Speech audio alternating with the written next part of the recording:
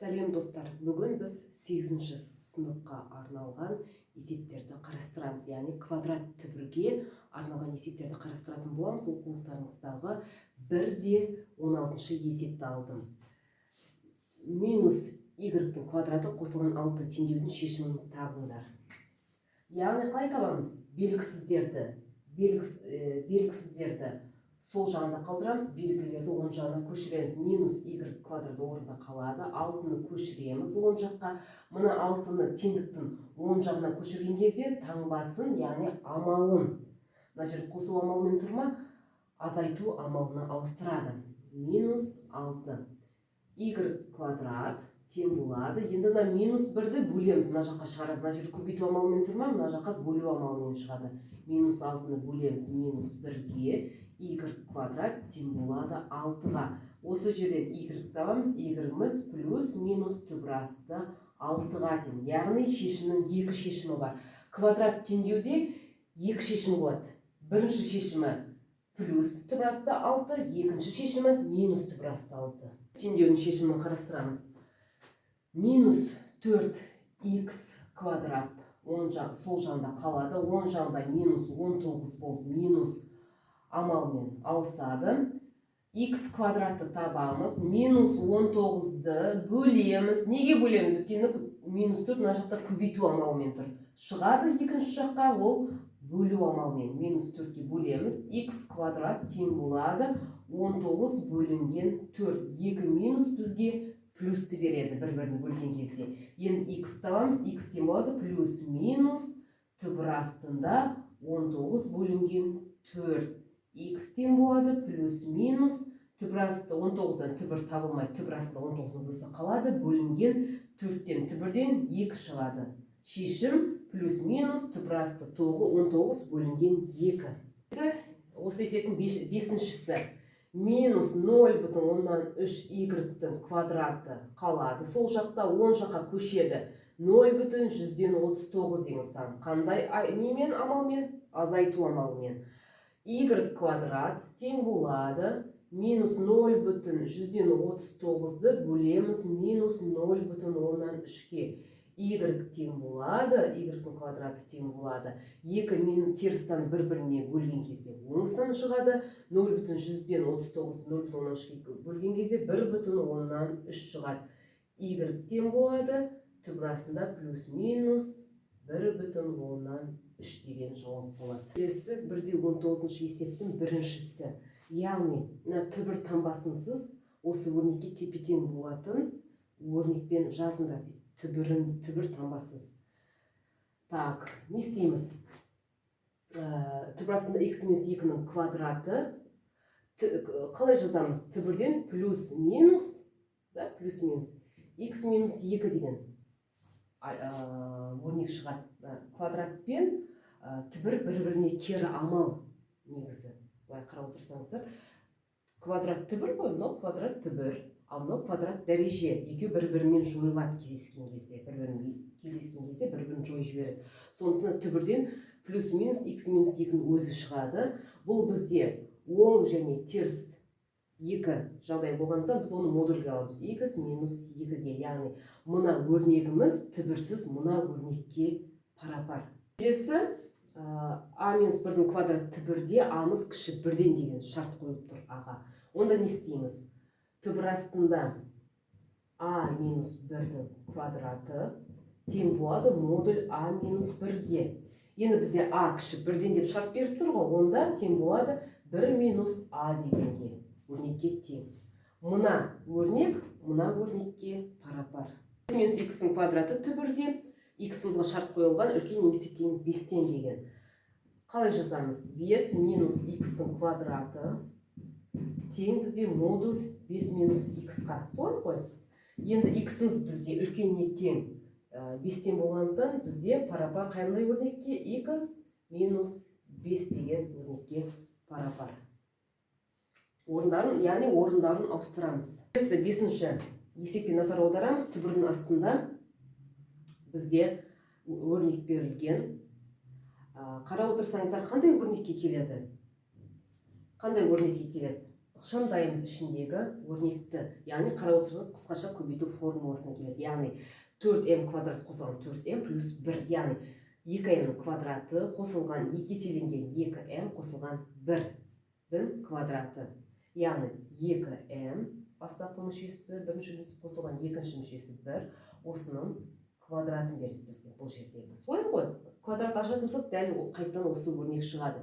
2m квадраты 4m квадрат қосылған 2 еселенген біріншісінің екіншісінің көбейтіндісі 2m көбейтілген 4m қосылған екіншісінің квадраты 1-дің квадраты 1 болады. Осы жерден енді модуль 2m плюс 1 деген өрнекке пара-пар екендігі шығады. Есеп 1/22 есепті алдым, өйткені бұл өрнектердің анықталу облысын табу керек. Яғни көп оқушылар қателесетін, көп қате жіберетін есептердің бірі болып табылады анықталу облысын табу. Қалай айтамыз, ешқандай қиындығы жоқ. Ең бастысы математиканың қатып қалған заңдылығын сақтасаңыздар болды. Соны естеріңізден шығармаңыздар, сол заңдылықпен жүріп өтсеңіздер, анықталу облысын табу қиын емес. Так, кеттік онда. X минус 5 түбірдің қасиеті қандай?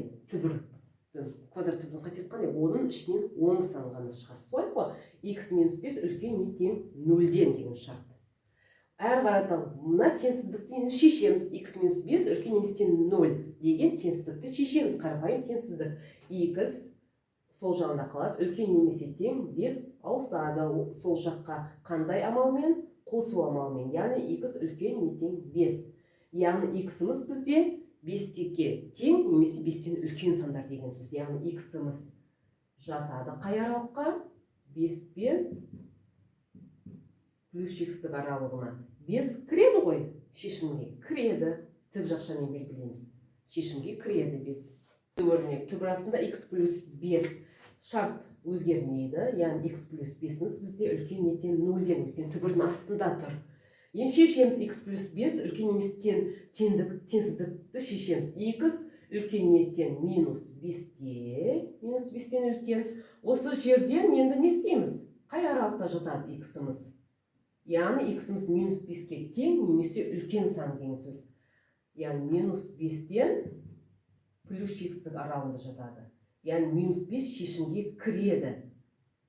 Яғни мына жерде шешім минус 5 пен плюс x-тік аралығында барлық сандар осы өрнектің анықталу облысы болып табылады. Қаратам, шартымыз сол күйінде қалады. Түбір болғандықтан үлкен неттен 0-ден 2x үлкен неттен плюс 1 бөлінген 2-ден, яғни азайту амалы қосу амалына ауысып шығады.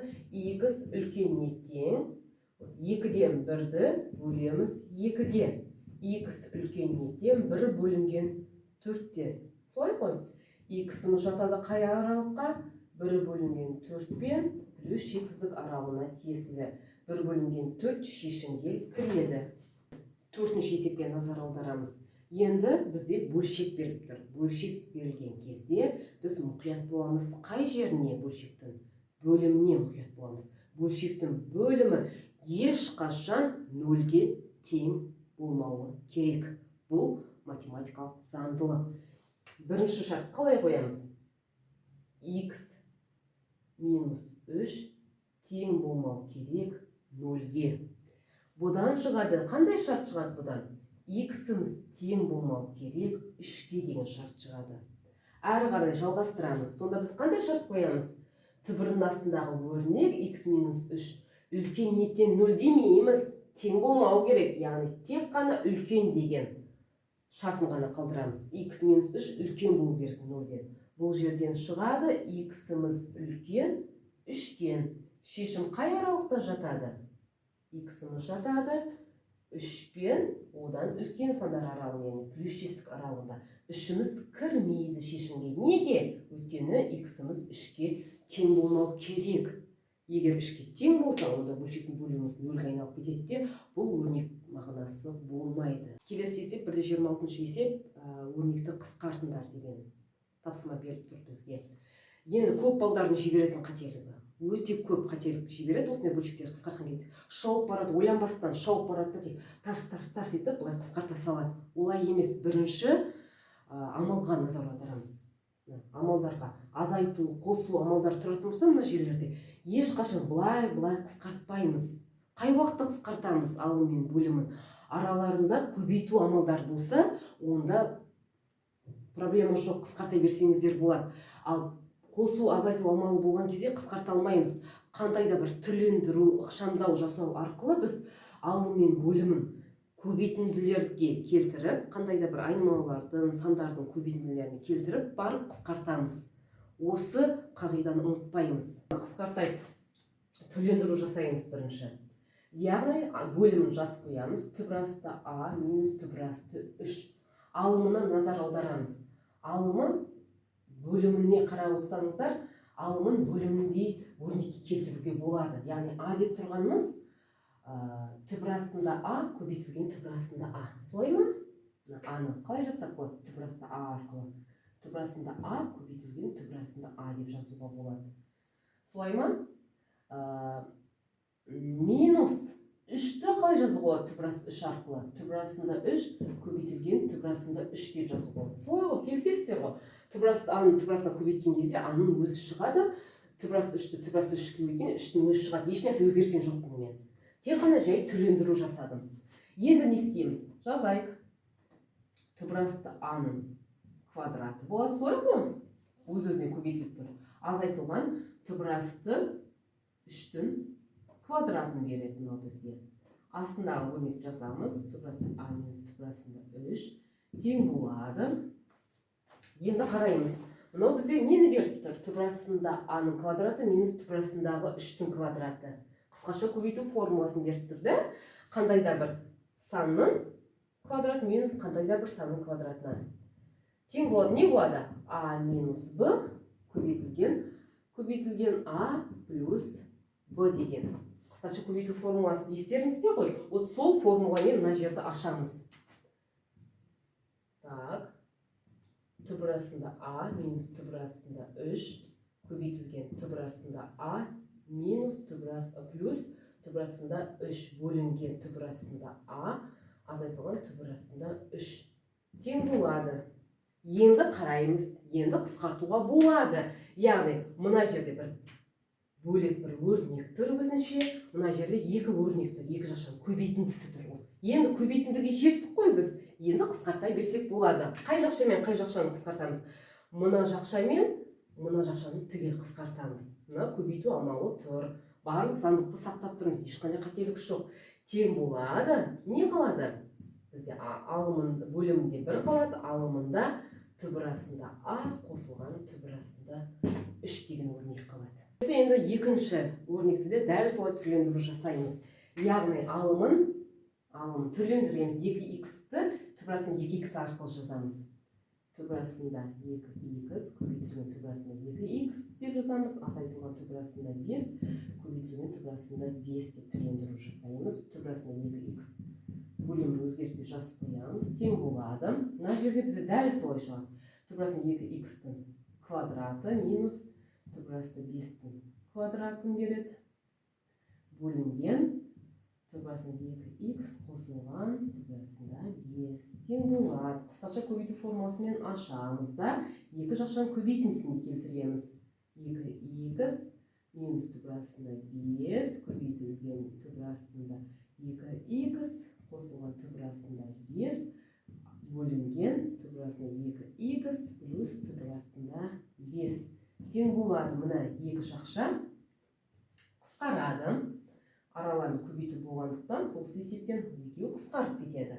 Бізде қалады бөлімінде 1, алымында түбір астында 2х қос азайтылған 5 деген өрнек қалады. Келесі үшінші есептіден дәл солай ықшамдаймыз. Түбір астында а. Мен енді ұзына жазбаймын, сіздер уже түсіндіңіздер қалай жазылатынын.